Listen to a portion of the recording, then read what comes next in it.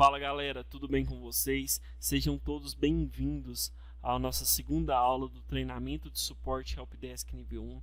É um prazer imenso ter vocês aqui com a gente. Eu quero agradecer a todos que já se inscreveram no canal, já curtiram nossos vídeos, já está inscrito, já está recebendo as notificações. E você ainda que não é inscrito, se inscreve no nosso canal, ative as notificações e fiquem ligados nas próximas aulas que ainda vão vir. Como eu falei, essa é a segunda aula do treinamento. Quem perdeu a primeira aula, ela está no nosso canal, está na playlist. Eu vou deixar um cardzinho aqui com o link, tá? Para quem tiver alguma dúvida, alguma sugestão de conteúdo, alguma coisa que você queria ter visto e ainda não viu, pode me chamar. Os nossos contatos estão na descrição do vídeo. A gente já teve alguns contatos e eu fiquei muito feliz com isso. Já teve pessoal perguntando de conteúdo, sugerindo algumas coisas, e isso só vai ajudar a gente a crescer. Beleza, pessoal? Então vamos lá, vamos ao que interessa, vamos à segunda parte do nosso treinamento. Na primeira aula a gente falou um pouco de fundamentos de redes. Nessa segunda aula a gente vai continuar esse assunto e vai finalizar. Para a próxima aula a gente já se focar totalmente para o cenário de provedor, focar totalmente na nossa alma, no nosso negócio, que é a consultoria para provedores, focar nos ISPs. Então vamos lá, pessoal. Na última aula a gente finalizou a aula falando ali sobre os meios de transmissão. E essa aula a gente vai iniciar falando um pouquinho sobre o modelo de camadas OSI. Um modelo muito importante é o modelo OSI, é um modelo de redes de computador, referência da ISO, dividido em camadas, em funções. Ele foi criado em 1971 e foi formalizado em 1983. Com o objetivo de ser um padrão para protocolos de comunicação entre os mais diversos sistemas de uma rede local, garantindo a comunicação de dois sistemas computacionais. Pessoal, todo mundo que já estudou um pouquinho que seja de rede, que já ouve falar do modelo OSI. O modelo OSI é bem antigo, ele trata de um tipo de modelo de redes, dividido em camadas. Ele é dividido em 7 camadas: a camada física, a camada de enlace, a camada de rede, a camada de transporte, a camada de sessão, a camada de apresentação e a camada de aplicação. Como vocês podem ver, cada camada tem a sua importância. Cada camada eu trouxe uma imagem que tem uma referência do que ela faz, e eu vou explicar um pouquinho de cada uma delas. A primeira camada, a camada 1, é a camada física. Vamos usar o correio de referência. Como um exemplo prático, a camada física seriam as estradas. A camada física é o que liga um ponto ao outro, ou seja, o modem, o cabo de rede, é tudo aquilo que interconecta. Como a gente viu na última aula, são os meios de transmissão. A camada física, então, é o cabo de rede, é a fibra ótica, é o cabo coaxial. Então, seja o que for, a camada física é o meio de transmissão, certo? Vamos para a segunda camada. A segunda camada, também chamada de enlace ou ligação, ainda fazendo a mesma analogia dos correios. Essa camada funciona como um fiscal. Ele observa se o pacote tem algum defeito em sua formatação e controla o fluxo que os dados serão enviados. Pessoal, é muito comum a gente falar assim: uma rede trabalha em Layer 2, a rede é L2. O que é essa parte? Nessa camada, os dados são recebidos por um meio físico, que é recebe da camada 1, e esses dados são verificados para ver se possuem algum erro, e se possuir, esse erro pode ser corrigido. Dessa forma, as camadas superiores podem assumir uma transmissão praticamente sem erro, porque já vai ser corrigido na camada 2. E essa camada também controla o fluxo que os dados são transmitidos. Nessa camada é que são definidas a parte de VLAN, topologias como token rigging ou um ponto a ponto. Essa camada é a Layer 2, é a bridge, pessoal. É a parte que a gente usa os switches, é a parte que a gente usa os hubs, é a parte de Layer 2. A terceira camada é a camada de rede. É a camada que quando a gente vai enviar uma carta no correio, é onde tem o endereço de destino, o endereço de origem, o endereço de destino. É onde está a parte do IP. Né? Então, quando estamos enviando uma carta, os correios verificam quem que é o destinatário e quem que é o remetente da mensagem. E a camada 3 faz justamente isso. Ela pega quem está originando, né, quem está enviando e quem vai receber. Então, é a parte onde fica a parte de IP, a parte de ICMP, é a parte de rede, pessoal. É a parte de roteamento. A camada 4, o transporte. Se na camada 1 temos as estradas, os caminhos que os dados percorrem, na camada 4 temos caminhões e os carteiros. Essa camada é que garante o envio e recebimento dos pacotes.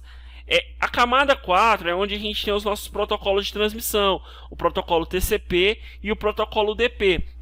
Os protocolos que a gente um dos protocolos que a gente mais usa, é um dos protocolos que eu ainda vou falar um pouquinho sobre eles, e vale lembrar, eles estão na camada 4, pessoal. A camada 5. Camada 5 é a camada de sessão. Essa camada é responsável por estabelecer e encerrar a conexão entre os hosts. Ela é quem inicia e sincroniza os hosts, além de realizar o estabelecimento das sessões. Então é a camada que comunica alguns protocolos. Um exemplo dele é o protocolo SSH. Quando eu vou acessar um equipamento via SSH, essa denominação fica na camada da sessão, na camada 5, tá? A próxima camada, segundo o modelo OSI, a próxima camada, segundo o modelo OSI, é a camada 6, pessoal. É a camada de apresentação. Essa camada é responsável por fazer a tradução dos dados para que a próxima camada os use. Então ela antecipa, ela vê se a imagem, por exemplo, é um JPEG, se é um GIF, se é um PNG, ela antecipa tudo aquilo que vem para a própria camada, que é a camada 7 que eu vou falar agora, é a camada de aplicação, é a última camada do modelo OSI, é a camada para consumir os dados. Então na camada 6 você tem uma prévia do que você vai utilizar e na camada 7 você aplica. Então nesta camada temos os programas que garantem a interação entre o ser humano e a máquina. Nela conseguimos enviar e-mail, transferir arquivo, acessar o website, conectar remotamente em outras máquinas. Pessoal, então é nessa camada que a gente tem os protocolos como o DNS também, que é o Domain Name System, que faz a tradução do endereço IP para um hostname. Tem a parte do HTTP, que é o protocolo o Hypertext Transfer Protocol, que é onde você acessa seus sites. E o modelo OSI é representado dessa forma. Ele tem 7 camadas, eu falei um pouco de cada camada. É um modelo muito interessante. Mas o modelo OSI, depois de um certo tempo, quando ele surgiu na realidade, ele foi um modelo que já surgiu, que foi meio que deixado de lado. Tá? Ele surgiu, ele existe até hoje para referências de estudo, mas ele foi um modelo que foi deixado de lado. Por que ele foi deixado de lado? Por conta do mais utilizado que existe hoje, que é o TCP/IP. Vou falar um pouquinho do TCP/IP. O TCP/IP ele mudou um pouquinho, você pode ver que ele é bem mais utilizado que o modelo OSI, né? Praticamente em tudo é só utilizado o TCP/IP. O OSI ficou mais para estudo, para referência, tendo a sua importância também, mas o mais utilizado hoje é o modelo TCP/IP.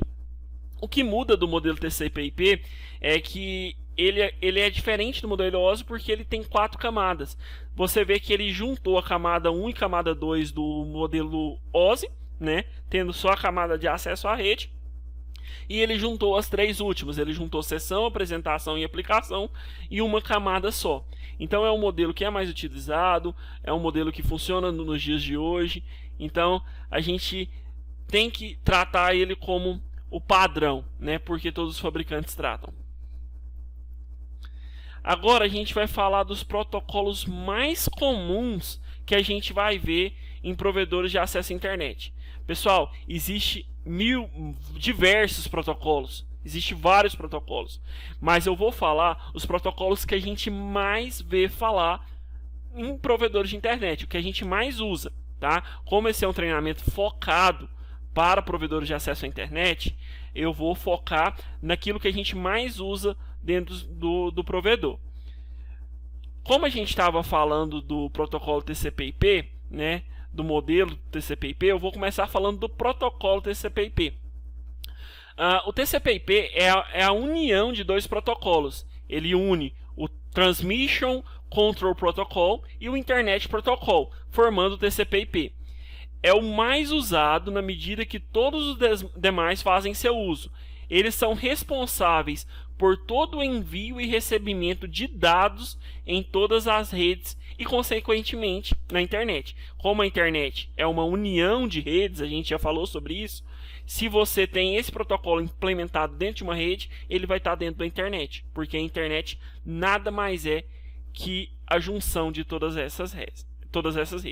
De modo bastante simplificado, só para deixar marcado, essa comunicação de protocolo é dividida em 4 camadas que a gente falou, em que primeiro há o recebimento das informações, que é na camada de aplicação, depois elas são fracionadas em pacotes, o conjunto definido de dados para o formato de rede, que é a parte de transporte, e por último, para seguir endereçados, né, que é a parte de rede, e por último, enviados ao destino, que é a parte de interface.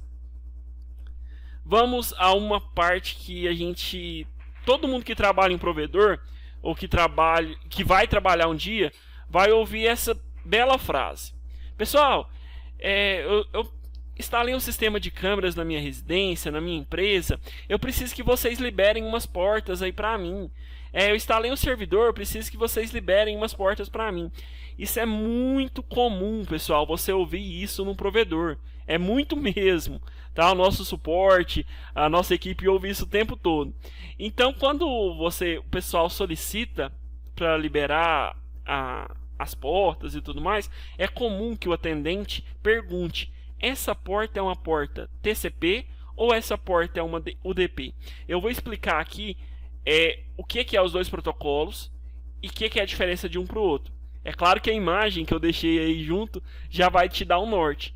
Mas o TCP é um protocolo orientado à conexão. A orientação da conexão significa que os dispositivos da comunicação devem estabelecer uma conexão antes de transmitir o dado e devem fechar a conexão após a transmissão de dados. É um protocolo que ele prioriza a segurança. Então, para você enviar um dado, você vai ter que estabelecer uma conexão com quem você quer enviar. Essa conexão tem que ser aceita. Logo depois que o dado for enviado, essa conexão vai ser encerrada. Por isso o TCP é considerado o mais seguro. Já o DP é o protocolo orientado a datagrama. Isso ocorre porque não ocorre sobrecarga para abrir, manter e encerrar uma conexão. O DP é eficiente para o tipo de transmissão de rede de broadcast e multicast. O protocolo DP ele prioriza a velocidade. Ele não prioriza a segurança. Dá para ver nitidamente nessa imagem que eu coloquei para você. O TCP, que é? A mãe entregando o bebê para o pai recebendo e a mãe vai embora, porque já encerrou a conexão. O protocolo DP é tipo pegar o bebê e jogar para alguém tentar segurar. Nem sabe se vai ter ou não alguém para segurar. Porque o DP ele não prioriza a segurança. Ele prioriza a velocidade. É mais rápido você jogar um bebê do que você garantir que ele vai chegar em segurança do outro lado. Então existem serviços que trabalham com TCP e existem serviços que trabalham com o DP. Beleza? Vamos lá, HTTP e HTTPS.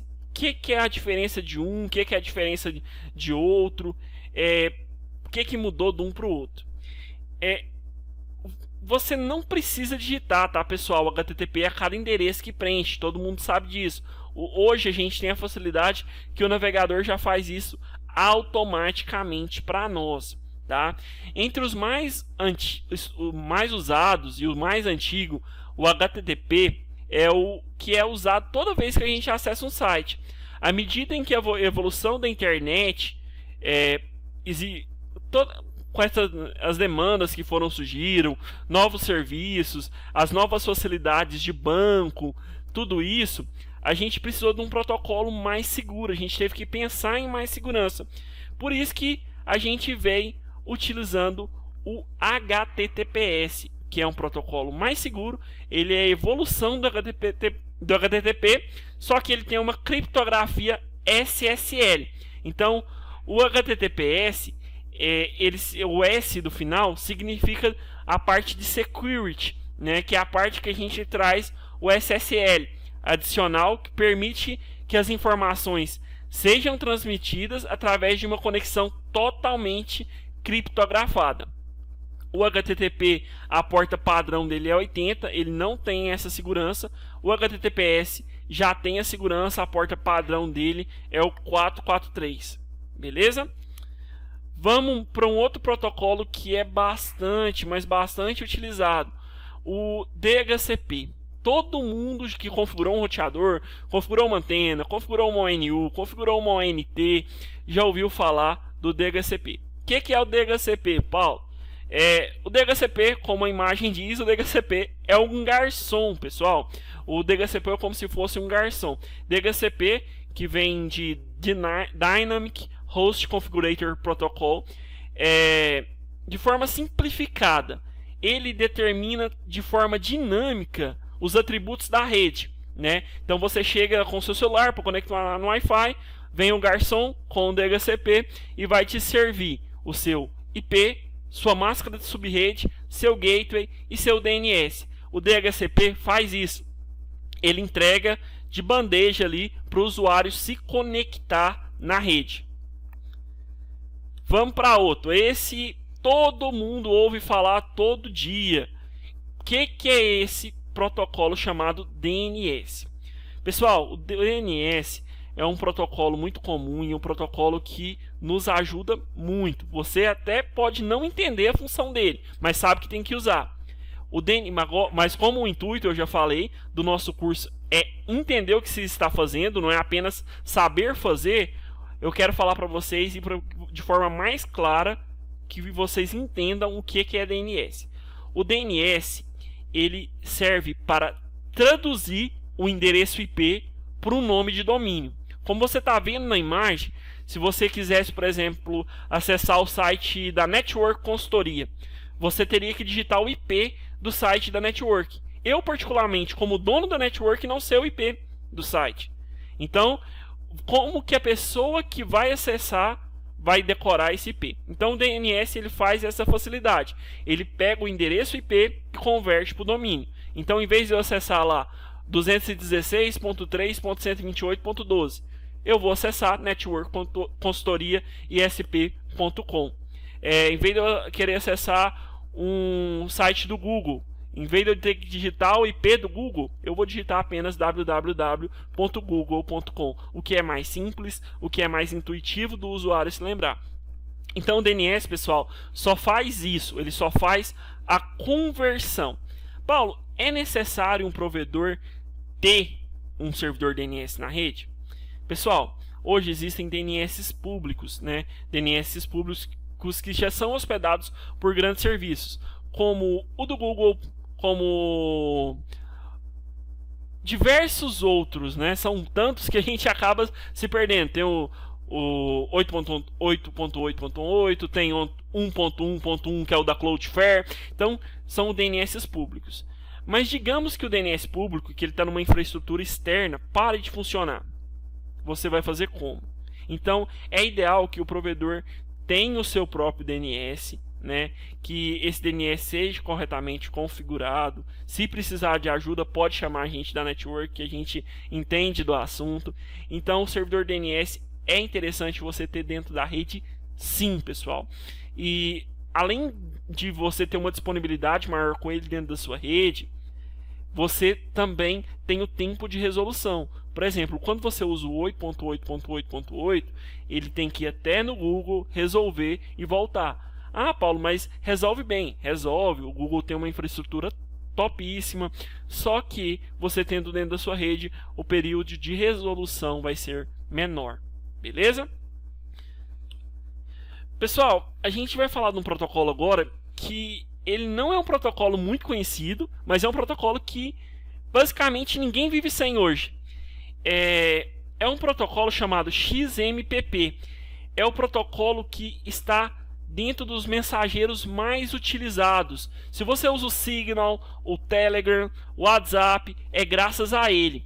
O Extensible Message Presence Protocol, ou apenas XMPP, é o protocolo de comunicação aberto e open source usado por todos esses programas que eu citei. Então, se você usa qualquer aplicativo de mensagem entre dos mais conhecidos, como Telegram, WhatsApp, Signal, Viber, ele utiliza esse protocolo. É o protocolo XMPP. Beleza? Vamos para um outro protocolo que os administradores de rede, quem trabalha com rede, adora. Eu praticamente não vivo sem. SSH. A gente fala que ele não é tão popular para o usuário, mas para quem trabalha com redes, vocês que trabalham com suporte, ele é um protocolo extremamente essencial. Ele permite a conexão criptografada entre um dispositivo remoto e um servidor. E a execução de comandos nesse servidor, tal como se o usuário existisse presencialmente dentro da máquina manipulando. Então o SSH ele faz uma conexão criptografada entre o terminal e a estação. Existem outros como o Telnet, só que o Telnet ele não tem a parte de criptografia que o SSH tem. Lembrando, não está no material, mas a porta padrão do SSH é 22. E todo equipamento que vem com essa porta padrão 22, como roteadores, antenas, servidores, é importante, de extrema importância, pessoal, fazer a troca da porta padrão. Porque como é uma porta padrão, as pessoas que fazem ataque malicioso utilizam esse mesmo padrão para tentar algum ataque na sua rede. Então sempre troca a porta padrão SSH, a porta padrão HTTP. É sempre importante realizar essa troca.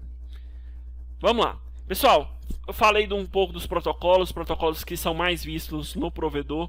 Agora eu vou falar de algumas técnicas que o provedor aplica na rede, que é importante vocês já viram o termo, é importante vocês saberem o que representa, né, para poder explicar, para poder saber o que vocês estão fazendo. Vamos começar pelo primeiro deles, que é o NAT. O NAT é o que mais a gente usa, quem tem IPv4 implementado na rede é o que mais se usa. O conceito de NAT pode ser descrito como a sigla já diz: Network Address Translation, ou tradução de endereço de rede. Confuso? Vou tentar explicar um pouquinho. Todos que têm uma conexão com a internet têm um modem, uma ONT, um roteador, uma ONU. Todos que têm esses equipamentos na sua casa já podem ter uma ideia do que é, pois existe o IP privado e o IP público.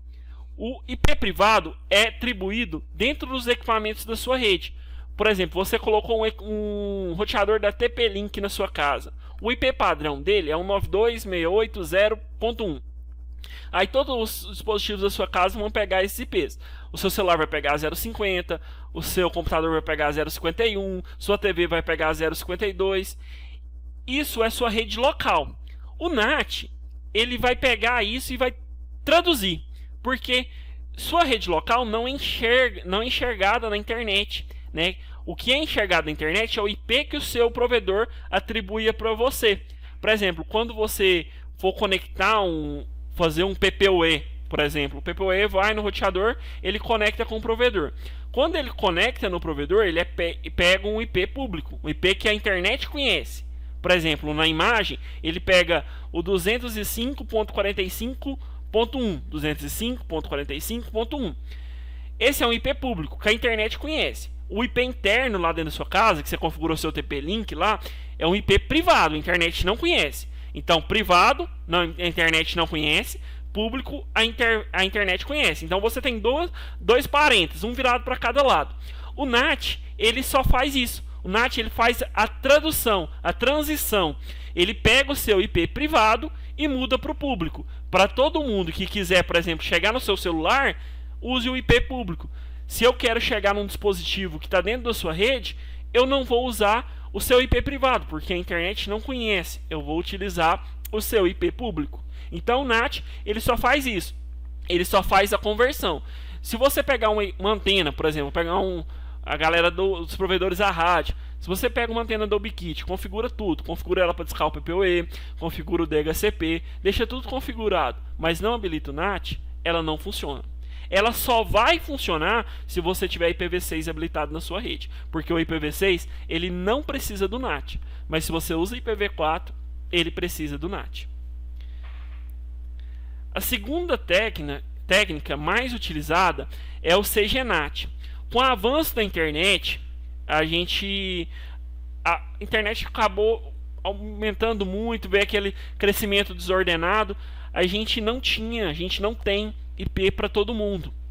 Então falta IP. E aí veio o CGNAT. O CGNAT é um protocolo de grande escala que aplica o NAT, o tradutor de endereços IPs, diretamente na rede da operadora. Ou seja, a operadora já faz o CGNAT antes de chegar na sua casa.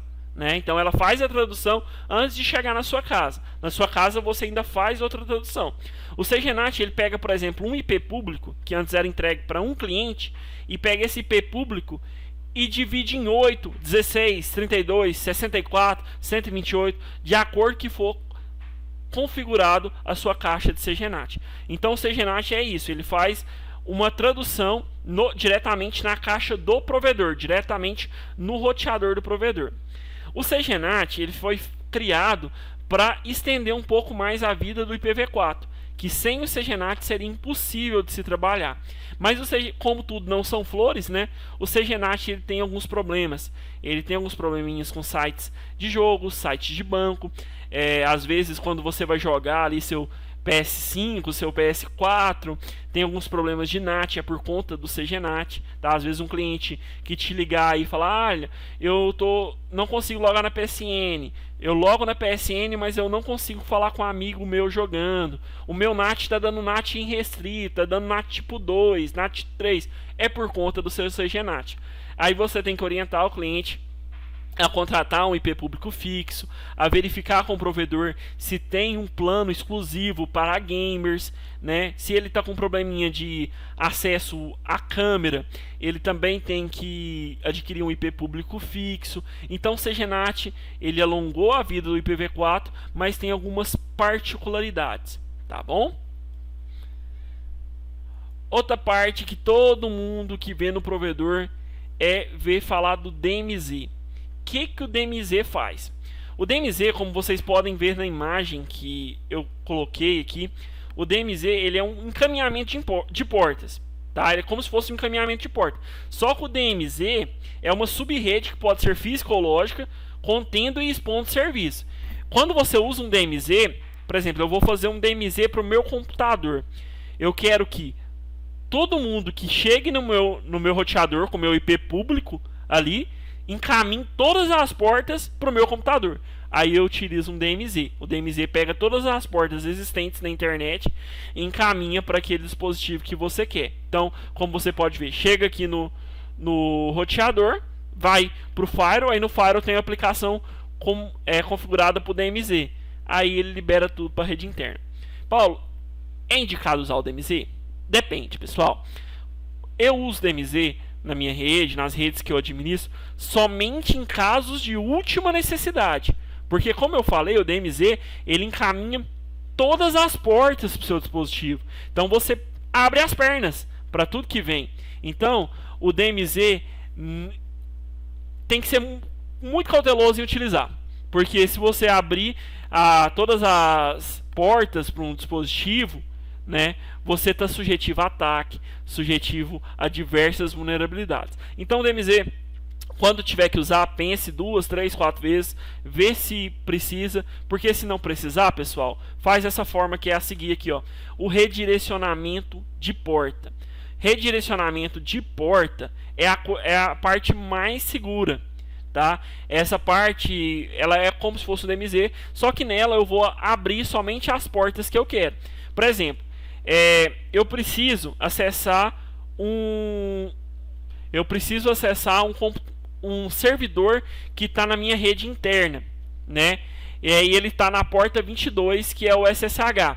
Então eu venho no meu roteador, configuro a porta 22 que eu estou recebendo na internet, encaminhar ela para o meu terminal dentro da minha rede. Simples e fácil, e o redirecionamento de portas é a melhor forma de utilização para quem precisa desse recurso. Esse recurso é muito utilizado para quem tem DVR em casa com câmera, quem tem servidores em casa, às vezes quem quer jogar, às vezes a PlayStation precisa que seja encaminhada algumas portas, né, PSN. Então, essa é a melhor forma de se fazer usar esse tipo de aplicação. O DMZ é legal, funciona, mas eu não recomendo. Tá? Eu recomendo que se faça o redirecionamento de portas. Pessoal, então isso é tudo que eu queria trazer para vocês nessa segunda aula. Fiquem ligados, se inscrevam no canal, quem ainda não é inscrito, que logo mais na segunda-feira eu quero já trazer a terceira aula. E a gente já está recebendo alguns apoios, a gente já recebeu alguns brindes para o nosso canal. E fiquem ligados em todas as aulas, que na última aula eu vou fazer um quiz, né, deixar disponível. E aqueles que responderem, terem um desempenho legal nesse quiz, a gente vai sortear alguns brindes. Já temos alguns brindes que a gente já recebeu aqui no canal. A gente já recebeu um roteador para fazer um sorteio, já recebeu uma RB 750 de R3. Então fiquem ligados, no final do treinamento vai ter esse sorteio. E o intuito do treinamento também é se qualificar. Além de tudo isso, além de você poder receber esses brindes, você vai estar se qualificando totalmente gratuito com a gente. Pessoal, a gente criou um grupo para troca de informações. Quem quiser ser adicionado nesse grupo, ou me chama no WhatsApp, que vai estar na descrição do vídeo, ou deixe seu comentário aqui. Então, pessoal, um bom descanso a todos. Muito obrigado por estar aqui mais uma vez com a gente nesse treinamento. E eu espero vocês na próxima aula. Forte abraço!